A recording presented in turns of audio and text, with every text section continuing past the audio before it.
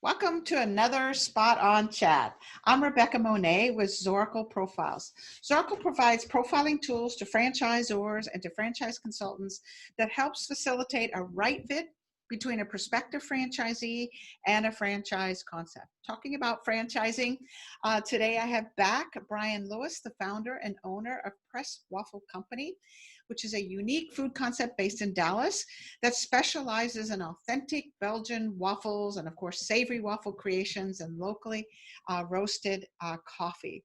So Bryan and his brother, Caleb Lewis, were on the Shark Tank some months back, maybe a year ago now. And every investor there was clamoring over this Press Waffle Company concept. So if you haven't listened to an earlier Spot On chat that we did on it, check it out. We actually talked about that Shark Tank experience. But now, Bryan, I welcome you back to number 4 in your series. Number 4. Good to be here again, of course. Always a pleasure chatting with you. So let's dive in. Let's dive. So this question is about, I call it the what if question. So do you have a what if or if only in your life? And if so, would it be something that you could share with us? So full disclosure, Rebecca gave me this question beforehand to let me think about it. And I had a discussion with my wife. I just looked at her. I said, do I have any what ifs or if onlys? And she was like, what? And I was like, do I have any what ifs or if onlys in my life? And she was like, what are you talking about? And I was like, okay, context, and we talked about it. And the short answer is you could play the what if game. Mm-hmm. No matter who you are, where you're from, there's always what ifs. Mm-hmm. But I don't think I have any if onlys. And so what I said to her, I was like, I mean, there's tons of what ifs. Like, what if I had, continued with my professional acting career? What if I had continued being a theater teacher? What if I, after I got my EMT certification, had actually become a firefighter like I was going to? What if what if I could do all that? But none of my what ifs are if onlys. None of my what ifs are things that I look back and I say, man, I really wish I had done this, and this. And I think that I'm, incredibly fortunate to be able to honestly, say that. But I love what I do. Mm-hmm. Love who I get to work with every day. I am doing, something that I never thought that I would be doing, but now I can't really imagine, doing anything else. But I shouldn't say that. I can't imagine doing a lot of other things. You're so creative. Of course, you can think of 1,000 things. Yeah. I mean, I think something that has always been both a pro and a con for me in my life is that I have an incredibly wide set of interests. I mean, like I just said, I mean, I genuinely wanted to be a firefighter. I mean, I genuinely wanted to be a wilderness, backpacking guide. I genuinely loved when I was teaching theater, for the time that I was doing it. I genuinely loved performing on stage when I was I loved all those things. But at a certain point, they all weren't the right thing anymore. And I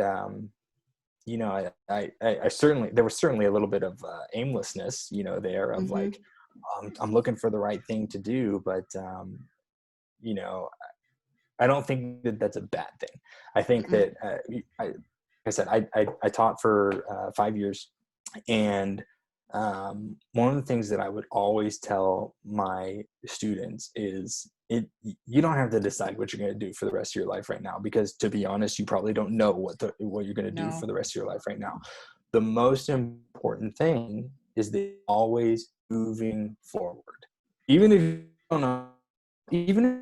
don't know where you're moving, you don't know what you're doing, you don't know what the next step is, just make sure you're not staying still, make sure you're moving forward. And I think that that's kind of how I live my life and how I've ended up here, and with a beautiful family and a beautiful home and a company that I love. but there was a lot of wandering, Yeah. but it was always out of a desire to find what is right.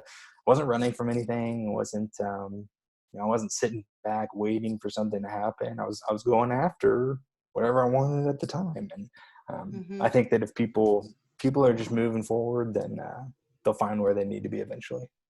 Yeah. I like how you put that, because a couple of attributes that came up there was you're not afraid to try something new, even things you're not familiar with. You had never been in food before. No. And a jump from teacher and actor to a fireman is also completely out. So there's a willingness to try something new and to take risks that you have. And then once you've made that decision, you are fully in it. I mean, when you got into waffles, you were fully into Yeah. it, right? Yeah. The other thing I always say too, and my wife will attest to this, is I am very much a all or nothing. I'm 100% or I'm 0%. It's like working out 0%. Me too. Not even gonna try. But if I set my mind to something, it's gonna get done, and I'm gonna do it until I figure it out, or yeah, it's all or nothing for me. And so again, don't think a lot of people could frown on that, and maybe there's no balance, but that's how I do it. And I also will tell people that I know a lot. No, I should say I know a little about a lot of things, because if it's fixing my pool equipment, something like that, it's like, by God, I'm gonna figure out how to do this this. out. And all of a sudden, I know everything about this piece of pool equipment, because it's like I zero in on it, obsess about it for 6 days, and then it's off to the next thing. Yeah. Yeah. That's a wonderful attribute. It really is, because this need to still stay focused on a goal, whatever it is, master this new skill, fixing the pool, whatever, but then not knowing at what point to also let go and master something else and master something else. Yeah. Because I think some of us go one direction or the other. We become so narrow-minded. It's a single career, and we're going to do it for 40 years, and we have one or two interests. You're broader, but not so much that you just dabble. You're not dabbling in this interest or that passion or this thing. So you're broad, but you also go deep in your various passions and interests. And as long as, like you said, you're moving forward, and somehow you have an internal calibration that says, I'm moving forward, I'm not going back. And I don't know how you're measuring that, but there seems to be some marker inside that says, I'm still moving forward. I'm still learning. I'm still growing. I'm still up for a challenge. You know what, you just said it. I think it's learning. I would call that moving forward. If you are learning, if you are bettering yourself, enhancing your knowledge of the world in any way, I'd call that moving forward. That's a simple way to put it. Yeah. And there probably is some connection there. Again, I'm looking at it from a behavioral scientist perspective, because I look at folks, especially in the franchise world, that get to a point of, let's either call it burnout or boredom, right? To the two Bs.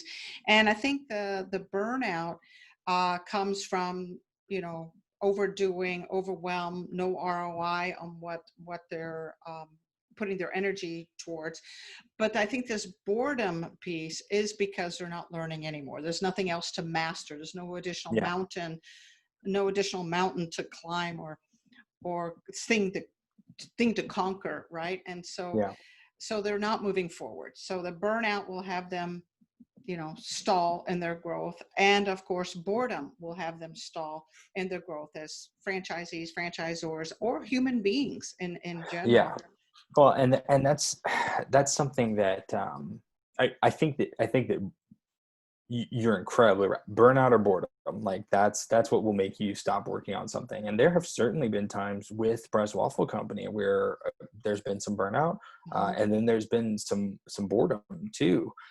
But because of, gosh, just even simply because of the personal investment that I have and that my family has in this, it's like, okay, look, leaving, quitting, burning out is not an Not an option. option. So what that always forces me to do is to, if I'm bored, then I'm looking for the Something. next thing. How can we make this better? How can we make this better? How can we improve on this? And that's something, I think that's probably what I love most about what I do, is that if I'm ever bored, it's my own fault. Yeah. Because in as a business owner, whether you're a franchisee or a franchisor or just an independent business owner, there is always something else to do if you want to be looking for it. Yeah. And I think that's what I love doing, and what I have found that I'm probably pretty good at doing is looking, taking a step back, looking at what we have, acknowledging that, hey, this is good. This is a good thing. However, what about this? And like, what if we tweak that, or what if we add that? Being able to identify those areas of growth is something that I love, and that I think that, Press Waffle Company in 5 years is probably going to look very different than it looks now, just to be completely honest. And that's not because I don't think it's because we don't know who we are, and that in fact, I think that we are incredibly niche and focused in what we do. But if we look the same as we do now in 5 years, then we're probably failing. No, in fact, no, absolutely not. So remaining in that leadership role, that strategic role, the big picture role, will continue to allow you to grow, but it also allows you to continue to be innovative. Growth comes through innovation, comes through creativity and creating systems. So one of the challenges I see with franchisors frequently is they stop leading and they stop innovating. Right. Yeah. And then all of a sudden they got competitors on their heels. And the next thing you know, those competitors are ahead because they are innovating, they are leading.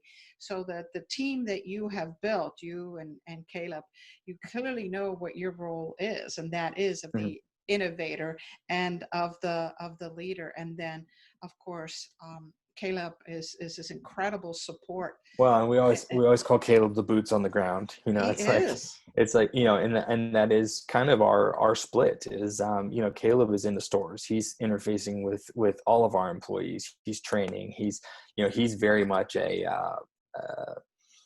hands-on. Yeah, he's a hands-on guy, and I'm a little bit more theoretical, a little more big picture, things like that. But at the same time, we're also incredibly similar. So it's not like he's so this way and I'm so this way that we don't even, can't even relate. It's like, it's a great balance is what it is. It is. Yeah. Well, I'm excited to see you continue to grow. And thank you for sharing some of your what ifs. And I think there's some massive takeaways here for those that are listening. The all-in approach, the leadership approach, the innovation approach.